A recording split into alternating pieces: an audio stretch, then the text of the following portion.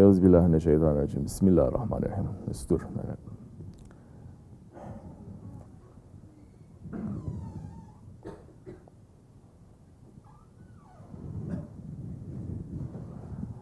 The way of Tasawwuf is something that is not open. It is something that is underneath. It is something that is hidden. Just as this body, inside of it is a spirit, and the spirit is hidden, so there is a zahir form in Islam, and there's a batin form in Islam. And the batin, the spiritual, is the way of the Holy Prophet ﷺ that he has brought us 1400 years ago, and this is called Tasawwuf. It was a reality without a name at that time. As the awliya Allah, they say, now it is a name without a reality. We don't like to use the words Tasawwuf, Sufi, Sufism, because everyone is using it these days. And those who are using and being very proud with it, we are looking. Their way is not our way. And because the way it is hidden, Tasawwuf in its history has always been blamed, has always been slandered, has always been maligned, has always been misunderstood. By who? By good people, by religious people, by people who don't understand or who cannot see the batin, the spiritual. And all they can see and judge is just the external. And there is a danger in that, because if you are judging according to the external is not real.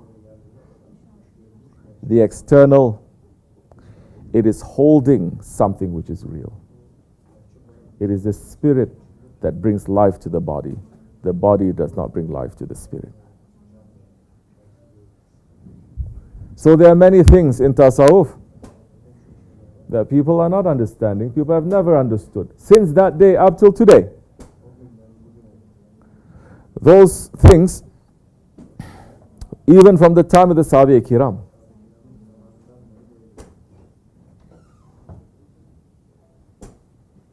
Because there are certain things that should not be opened up to everyone.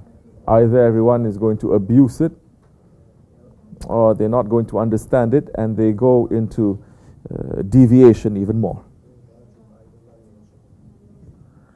But it doesn't mean that Tasawwuf it is wrong. Tasawwuf it is the spirit, is the essence of Islam.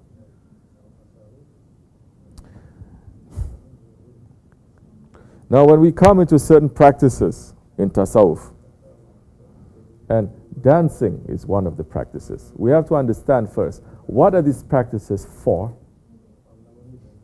What is the intention of these practices? Who put them in there?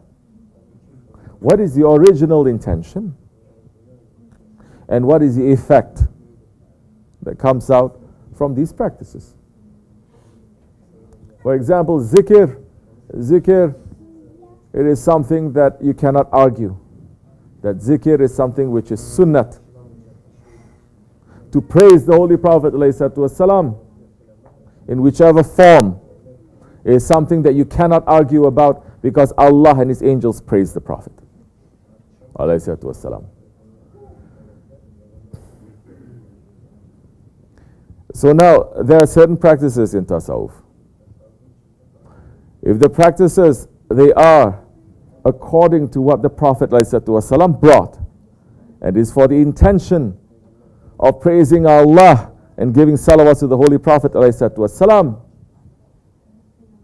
in which 40 tariqats, real sheikhs, real tariqats, that they are bringing certain practices, we cannot even have a tongue to say anything about them, because our knowledge has not reached nowhere to judge them.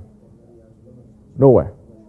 If you think knowledge of Islam or knowledge of the hadith or the practices of the Prophet ﷺ is only contained in 6 books, then something must not be right in your head.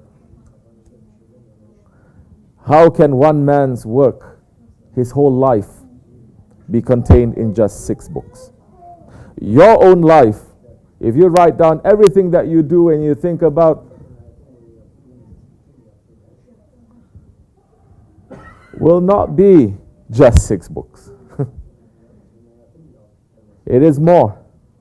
What about that one who is the Habib of the Allah subhanahu wa ta'ala?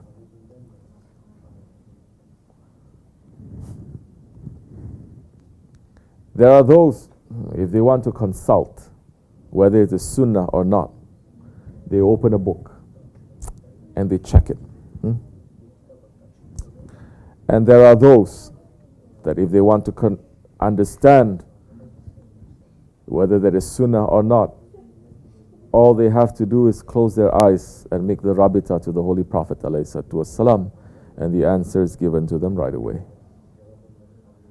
Because there are those that the Prophet ﷺ taught physically through the Zahir methods, and there are some that he taught through the batin, through the heart. And the Zahir will always have problems with the batin, not the other way around. The batin will not have the problems with the Zahir. You know why?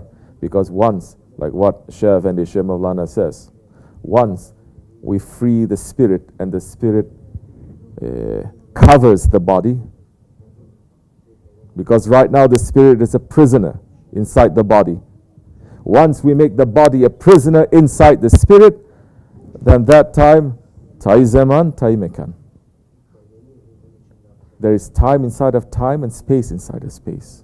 That time the body will not be a slave to the laws of physical creation. Because now the body is a prisoner inside the spirit. And the spirit, it is boundless.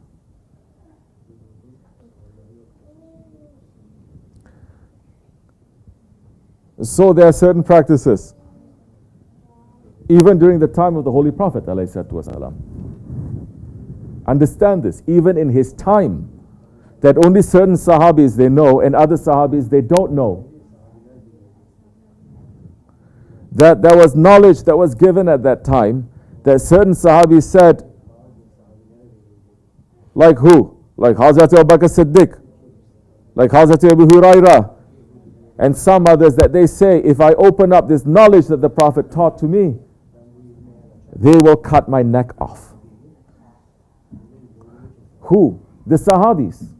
The other ones are going to cut their neck off. Meaning, there are some teachings that you have to be prepared. You have to have a groundwork. You have to have an understanding. Because if the teachings are just out there, people are just going to say, what is this? They don't understand it because there is no foundation. And they will say, this is wrong. Now when we come to certain practices in Tasawwuf, in Tariqats, and one of the practices say, dancing. We have to know that this is not dancing. It is a form of worship.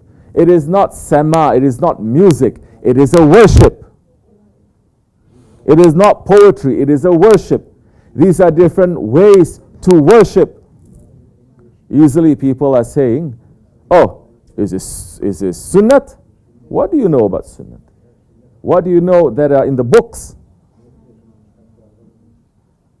What do you know that is not in the books? What if I tell you it is sunnat to on one leg jump up and down and to praise the Prophet? What if I were to tell you that? So many are going to say, of course this is not. What a ridiculous behavior it is. Jumping up and down on one leg. What a foolish thing it is to go turn around and around and around. Nobody ever did this. Prophet did not do this. Then that is already showing to you that you have so little knowledge of open hadith, written hadith. If you don't have that knowledge, we cannot even sit down to speak to each other. We cannot, because you will not understand. All you have in front of you is just your ego. It is not to try to understand, it's just your ego. And if 40 prophets come in to try to convince you, you're going to say they're all wrong. For your information, yes, that's what they did. Who did? Ja'far Tayyar, Hazrat Lari. And there were two others in that room with the Holy Prophet ﷺ. When he praised them, something overtook them, that they start jumping up and down, circling around the Prophet, tawaf, and singing his praises. This is only very little. We're not gathering here as an academic class. You can find all this out if you know how to check your Facebook. You can understand how to find this. It's very easy. Turning around and around, there was Hazrat Abu Bakr Siddiq. I've said this story so many times. So there are certain kinds of movements which people say is dancing. And these movements, if they have been allowed by the pir of that tariqat, if they have been allowed by the grand sheikhs of that tariqat, if it is something that is mainstream in that tariqat, you have to understand. Tariqat Tasawwuf is part of Ahl Sunnah wa Jamaat. It is not a deviation from it. This is Akhir Zaman. People misunderstand so many things. In the time of the Ottomans, Sufism and Tasawwuf was the belief of a whole empire. But because the Ottomans fell, now Wahhabism became the mentality of the whole Islamic nation. Even when they call themselves Ahl Sunnat, they have Wahhabi tendencies. They see something they don't understand, first thing they say, that one is wrong Aqidah. Wrong Aqidah is calling that one a kafir. I've seen people looking at certain videos of our Grand Sheikh, and some people, they are dancing a little crazy. It's showing, number one, you think you are very superior. You're so arrogant, and you have no shame to look at 80-year-old man with a long beard. You don't know him from nothing. All you need to do, all you did was just to judge based on one thing, and you don't even understand why that was happening. So you have some crazy people coming in, and they're jumping up and down in front of him. They're making some weird movements in front of him. Do you know who these people are that he picked up from the jungles outside just one day ago? That they were jumping up and down in discourse, and now at least they're jumping down, up and down and saying Allah. That we are now entering into the second Jahiliyyah. And like it was in the first Jahiliyyah, the first thing that has to be taught is La ilaha illallah, to make people to say Allah. Do you have enough wisdom, enough intelligence, and enough heart to look, or are you just judging? Majority, they are judging. There's no Ahl Sunnat left. It's finished. There's no Ahl Sunnat scholars left. It's finished. Now, Islam has just become something which is private. Individual or community or just one nation. It is no longer an ummat. How can it be? When the keeper of the Ahl Sunnat way, when the protector of the Ahl Sunnat way was brought down 100 years ago. Are we understanding history of how people who are calling themselves Ahl Sunnat, but because the dunya is shackling them everywhere, and they start fighting with each other, and although there was a Khalifa at that time, nobody was listening to him. You're understanding what the Umayyas and what the Abbasis they were doing? That the wrong teachings of Shiism started to overtake everywhere. That it wasn't until the Seljuks who came to re-establish Ahl Sunnat. Otherwise, Ahl Sunnat Aqidah would be completely gone. And who came after the Seljuks to bring up and to uphold the Ahl Sunnat way and the spiritual Ahl Sunnat way, which is Tasawwuf? The Osmanlis, the Ottomans. And they held that high. For 600 years they held that high. And when the Ummah say, we don't want Ahl Sunnat way. And when that came down, so now everyone is broken into 1,000 pieces. And everyone is thinking they're still following Ahl Sunnat way, but it's broken from each other. Broken from everything. Broken from the Ahl Sunnat way. So there's teachings in tariqat. So many teachings you don't understand. You may not understand. Be busy with yourself. Don't be busy judging them. Don't be busy making fatwas to one another. Are there certain things that people from tariqats that they're doing that is a deviation, that is wrong? Yeah, why not? Are we saying Tasawwuf is perfect?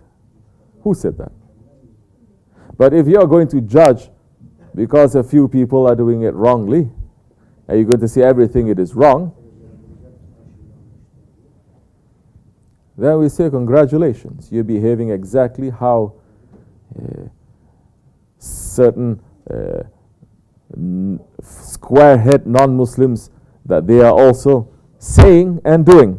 Saying a couple of terrorists, they say Allahu Akbar, and they do things that is not according to Islam.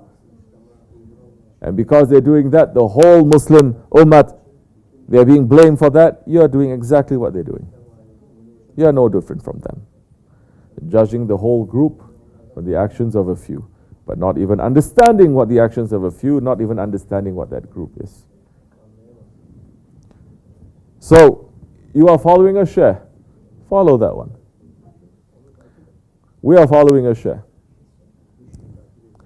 There are certain practices that is in our tariqat that he is approving, and there are certain practices that he is not approving. In our Jamaat, the loud zikr that we are doing is very strict. The silent zikr is strict. If there is a hadra that is going on, that's a different story a little bit. If it is just people feeling very good and feeling very happy and they are celebrating Bayram or celebrating some holy day and they are jumping up and down and saying Allah and they're moving a little bit, let's say on those circumstances, because of those circumstances and also because it is protected, those circumstances, it may be okay only for those circumstances. Inshallah, people with intelligence will understand. Those who have no intelligence will not understand nothing. Like what Nasruddin Hoja is saying, you can bring 100 scholars to me and I can defeat them in arguments, but bring one idiot in front of me and I will lose. So this world now is filled with idiots. May Allah protect us from becoming idiots. We are spending too much time just trying to defend ourselves, that we don't have time to do what we're supposed to do. Our job is not to defend ourselves so much. It's to defend truth. Wa min Allahu tawfiq al-Fatiha.